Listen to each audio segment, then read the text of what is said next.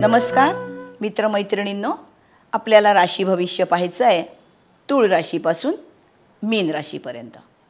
राशी भविष्य म्हणजे जे चंद्रावरून असतं त्याला रास म्हणतात। आपल्या कुंडलीमध्ये आकडे लिहिलेले असतात, हे आकडे राशी दाखवतात। 1 मेष, 2 वृषभ, 3 मिथुन, 4 कर्क असे। मग ज्या आकड्या शेजारी चंद्र लिहिला तो आकडा म्हणजे जी रास आहे ती रास या चंद्राची म्हणजे तुमची असते। कुंडलीमध्ये हा चंद्र 12 स्थानांपैकी कुठेही असू शकतो, पण आता तुमच्या समोर प्रत्येक राशीच्या भविष्याच्या सांगायच्या वेळेला एक कुंडली येणार आहे, ज्या कुंडलीमध्ये प्रथम स्थान, चतुर्थ स्थान, सप्तम स्थान, दशम स्थान, पंचम स्थान, भाग्यस्थान याच्यामध्ये ज्या चंद्राचं भविष्य मी सांगणार आहे तो चंद्र लिहिलेला असणार आहे।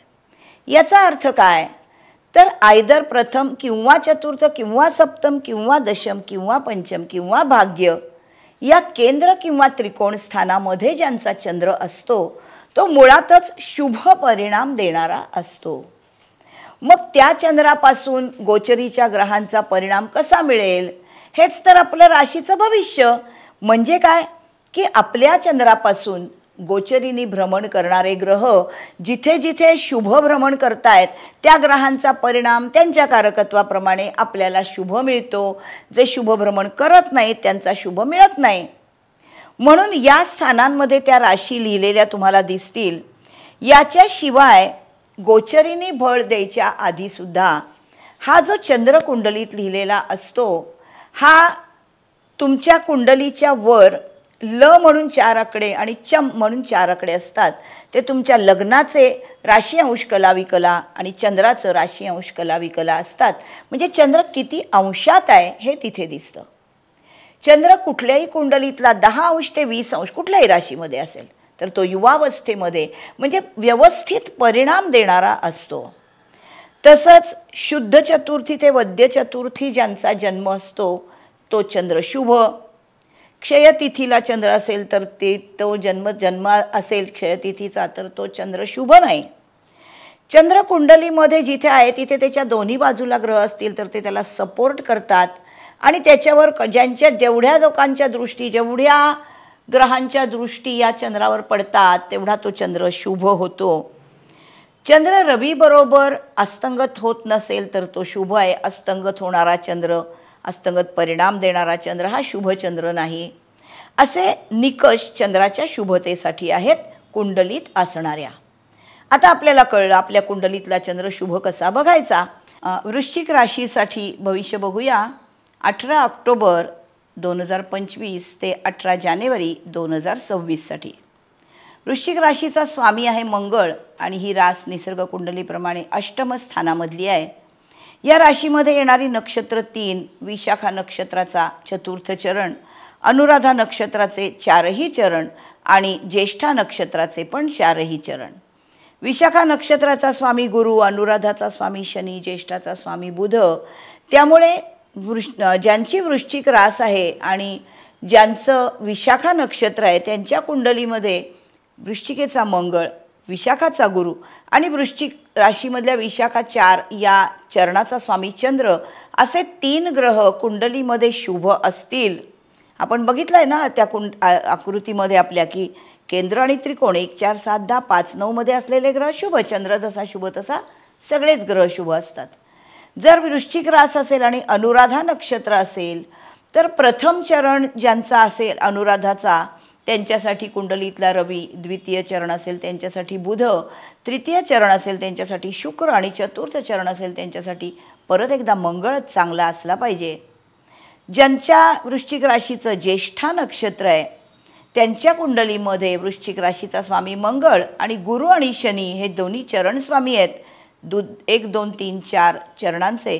त्यामुळे हे 3 ग्रह कुंडलीमध्ये शुभ असतील तर हा चंद्र शुभ आहे। मग या चंद्रासाठी जेवढा हे सगळे ग्रह शुभ असतात तेवढा तो चंद्र शुभ परिणाम देणार आहे। आणि हे आत्ता लगेचच्या आपण महिन्यामधले बघतोय, त्यामुळे ऑक्टोबर महिन्यात 24 आणि 25, नोव्हेंबर महिन्यात 19 आणि 20, डिसेंबर महिन्यात 17, 18 आणि जानेवारी महिन्यात 13 आणि 14 तारीख या राशीसाठी शुभ दिवस आहेत. जेव्हा आपण नक्षत्रांच्या वरून पुढे निघालोय तेव्हा एक एक माणसासाठी एक एक व्यवसाय करणारे नोकरदार अशांसाठी आपण या चंद्राचं भविष्य बघूया. व्यवसाय करणाऱ्या लोकांसाठी राहूची दशमावर दृष्टी आहे. जो राहू कुंभ राशीत आहे त्याची यांच्या दशमस्थानावर दृष्टी आहे. त्यामुळे हा राहू ट्रान्सफॉर्मेशनचा कारक आहे. दशमामध्ये तो सरधोपट मार्गाने जो काही बिझनेस चालू असेल तो असेलच, पण अजून अनेक नवीन गोष्टींमध्ये आपण हात घालावा अशी इच्छा निर्माण होईल. आणि हा राहू चौथा आहे. चौथा म्हणजे शुभ नाही. त्यामुळे अतिशय विचारपूर्वक बिझनेसमध्ये पावलं टाकली पाहिजेत. मनात आलं म्हणून चेंज केला असं करण्याची ही परिस्थिती नव्हे. म्हणून ही दशमावरची दृष्टी वेगळ्या गोष्टीत वर्षभर परिणाम देईल. ट्राय करायला हरकत नाही, पण आपलं मूळ काम सोडू नका. राहू काय करतो तर औषधं, प्रतिजैविक, फोटोग्राफी, संशोधन, राजकारण या कामामध्ये तो चांगला असतो.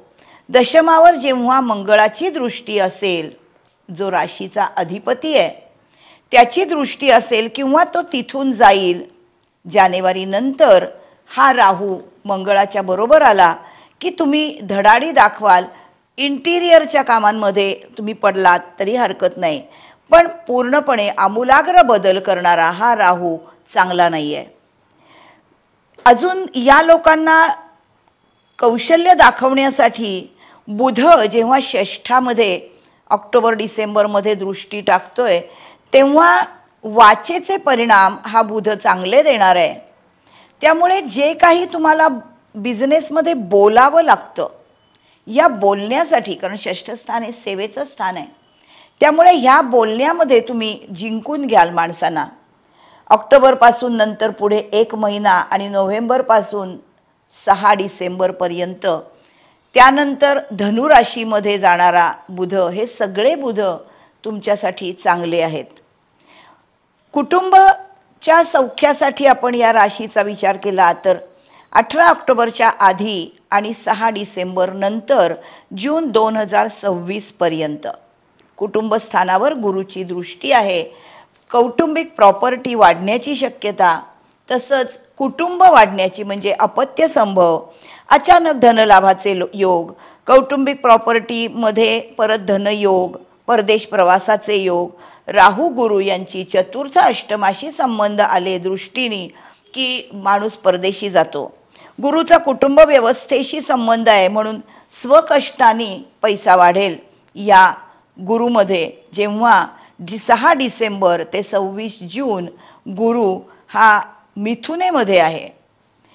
गृहिणींसाठी अतिशय चतुर्थामध्ये असणारा जो राहू आहे, चतुर्थावर जेव्हा गुरुची दृष्टी पडते आहे, ही गुरुची दृष्टी मिथुनेतून पडते आहे आणि ती 9वी दृष्टी चतुर्थावर पडते. नेहमीपेक्षा वेगळ्या सुखसोयींचं आकर्षण वाटेल गृहिणींना. नवीन रोबोटिक्स तंत्रज्ञानाने काहीतरी वेगळ्या वेगळ्या घरातल्या सुधारणा हव्यात अशी इच्छा होईल. उच्चीचा मंगळ दशमाकडे बघतो, तो कौशल्य, नवीन तंत्रज्ञान या क्षेत्रामधल्या कामाला प्राधान्य देईल. तुम्ही जर घरामध्ये जे काम करता त्याच्यामध्ये जर काही यंत्राच्या गोष्टींमधून नाविन्य निर्माण करत असाल तर त्याच्यामध्ये तुम्हाला चांगलं यश मिळेल. आरोग्यासाठी षष्ठाकडे बघणारा मंगळ तब्येतीमध्ये थोडासा काळजीचा आहे, पण तो त्यातून बाहेर काढेल, कारण षष्ठस्थान हे उपचय स्थान आहे. तिथे मंगळ दाखवतो आणि बाहेर काढतो. संततीसाठी पंचमामधला शनी संततीच्या प्रगतीमध्ये जरा सावकाश प्रगती दाखवतो. गुरुच्या राशीत शनी आहे, तो लोकोपयोगी आणि क्रिएटिव्ह अशा कामांमध्ये साथ देईल. वास्तुकर्ज याच्यासाठी कागदपत्रांची जुळवाजुळव दिवाळीच्या आसपास करा. मित्रांकडून चांगलं सहकार्य मिळेल. शुक्र हा नातेसंबंध, मोठ्या भावंडांशी संबंध उत्तम दाखवतोय. 26 जानेवारी नंतर व्ययातून जाणारा शुक्र खूप भावनात्मक गोष्टींवर खर्च करेल, यश देईल. औषध पाण्यावर पण खर्च होईल. जोडीदाराबरोबर वाहन सुख मिळेल. परदेशी कल्पना अट्रॅक्ट करतील. एकूणच खर्च वाढणार आहेत. जानेवारी नंतर अष्टमात येणारा गुरु अचानक धनलाभ देणार आहे. त्याचा उपयोग प्रॉपर्टीसाठी होईल. घरात काहीतरी चांगल्या सुखसोयींसाठी खरेदी कराल. दिवाळीनंतर नातेवाईक, इतर मित्रमंडळींची नाती. 14 जानेवारीच्या आधी कुटुंबस्थानामध्ये मंगळ हा वादविवाद करू शकतो, त्यामुळे ती काळजी घ्या. तो राष्ट्राधिपती आहे. आग्रहीपणा या राशीमध्ये असतोच, कारण मंगळ हा फोकस्ड ग्रह आहे. त्यात ही रास अष्टमातली असल्यामुळे शक्यतो आपल्या मनात काय आहे हे दुसऱ्यांना कळू नये असा यांचा मूळ स्वभाव आहे. त्याच्यासाठी वेगळं काही त्यांनी करावं लागत नाही. दुसऱ्यांशी कम्युनिकेट करायचं का हे त्यांना कळत नाही, म्हणून कम्युनिकेट करत नाहीत. अन्यथा आतल्या गाठीचे असण्यापेक्षा इंट्रोव्हर्ट असतात ही माणसं. म्हणून इथला चंद्र हा 3 अंशापर्यंत भावनेत वाहत जात नाही, म्हणून नीचीचे परिणाम देतो. यांनी आग्रहीपणा कमी केला तर जानेवारी नंतर गुरुची दृष्टी कौटुंबिक गोष्टींमध्ये आनंद देईल. दुसऱ्या माणसांचं तुमच्या कुंडलीमध्ये धनुराशीचं हे स्थान आहे, त्यामुळे जेवढं दुसऱ्या माणसांना महत्त्व द्याल तेवढा तुम्हाला कुटुंबात आनंद मिळेल. एकूण संमिश्र फळ देणारा राष्ट्राधिपती पण मित्रग्रह गुरु कुटुंबस्थानावर बघेल तेव्हा सगळे वादविवाद मिटून जातील. एकूण वर्षातले हे 3 महिने तुम्ही तुमच्या मनाप्रमाणे सुखाचे घालवलेत तर सुखाचे आहेत. तुम्ही वाद करायचा ठरवलात तर वादाचे आहेत. तुम्ही आग्रहीपणा करायचा स्वरूपात तर तुम्हाला हवं ते तुम्ही साध्य कराल, पण त्याला समोरच्या लोकांची साथ मिळालीच असेल असं सांगता येत नाही. असं संमिश्र स्वरूपाचं हे ग्रहमान 3 महिने आहे. यानंतर तुम्हाला जे काही चांगलं मिळणार आहे त्याचे दिवस मी तुम्हाला सांगितले आहेत. त्या दिवसांमध्ये चांगली कामं करायला हरकत नाही. थांबायचं आहे ना, मी इथे का शेवट करायचं आहे? हां, वृश्चिक राशीच्या लोकांनी आपल्याला असलेले 3 महिने पाहिलेले आहेत. अर्थात एक गोष्ट मात्र प्रत्येक राशीने लक्षात ठेवायची ती अशी आहे, तुमच्या कुंडलीमध्ये जे ग्रह ज्या स्थानात आहेत त्यांचा या गोचरीच्या ग्रहांशी कसा संबंध येतो तो 5 प्रकारे येऊ शकतो. तो एकमेकाच्या मागे पुढे असू शकतात ग्रह, किंवा एकमेकापासून 3-11 असू शकतात, एकमेकापासून 4-10 असू शकतात, एकमेकांपासून त्रिकोणामध्ये असू शकतात, किंवा एकमेकांपासून षडाष्टकात असू शकतात. जेव्हा तुमच्या ग्रहावरून चंद्रावरून ग्रह जातात त्यावेळेला ते कधी फळ देतात तर ह्याला एक 3-4 नियम असे आहेत की तुमचा चंद्र जो आहे त्या चंद्रावरून जेव्हा ग्रह जातात तेव्हा तुमचा चंद्र ज्या अंशात आहे त्याच्या 4 अंश मागे 4 अंश पुढे जाणारा ग्रह त्याच्या स्वभावाप्रमाणे फळ देतो. जेव्हा तुमच्या कुंडलीतल्या ग्रहांची या चंद्रावर दृष्टी पडतीये तेव्हा त्या दृष्टीचे परिणाम तुमच्या कुंडलीसाठी तो शुभकारक असेल तर शुभ होतात. जेव्हा तुमच्या कुंडलीमधला चंद्र आणि तो ग्रह यांच्यात पाठीमागे पुढे असं अंतर असेल तेव्हा द्विर्द्वादशक असं त्याला म्हणतात. तेव्हा तुमच्या मनाला कदाचित 12व्या राशीत असणाऱ्या ग्रहाचा मानसिक त्रास होऊ शकतो. जेव्हा 11वा तो ग्रह येतो तेव्हा त्याच्यापासून तो ज्या स्थानात आहे त्याचे लाभ देऊ शकतो. जेव्हा 4-10 अंतरामध्ये ग्रह येतात तेव्हा तुमचं घर किंवा कामाची जागा इथे काहीतरी बदल होऊ शकतात. जेव्हा तुमचा आणि तो ग्रहामध्ये त्रिकोण योग होतो तेव्हा तो मित्र असेल तर चांगलेच परिणाम देतो. जेव्हा षडाष्टकामध्ये ग्रह येतो त्यावेळेला तुमच्या मनाला जो 8वा ग्रह येतो त्याच्यापासून काहीतरी भीतीदायक आहे का अशी शंका येऊ शकते. असं संमिश्र फळ प्रत्येक ग्रहाला प्रत्येक ग्रहाच्या संबंधाने मिळू शकतं. हे नियम आहेत त्याचे. तुम्हाला कसा वाटला माझा एपिसोड? वृश्चिक राशीच्या लोकांनी मला हे लिहून पाठवा. अनेक लोकांनी मला कॉमेंट्सनी पाठवलं आहे, मेल केले आहेत. तुम्हाला आवडतोय माझा चॅनल हे मला कळतं आहे. असंच मला तुमच्याकडून जेवढं चांगलं प्रोत्साहन मिळेल तेवढे मी अजून नवीन व्हिडिओ तुम्हाला पाठवेन. पुढच्यासाठी थांबते. Bye bye.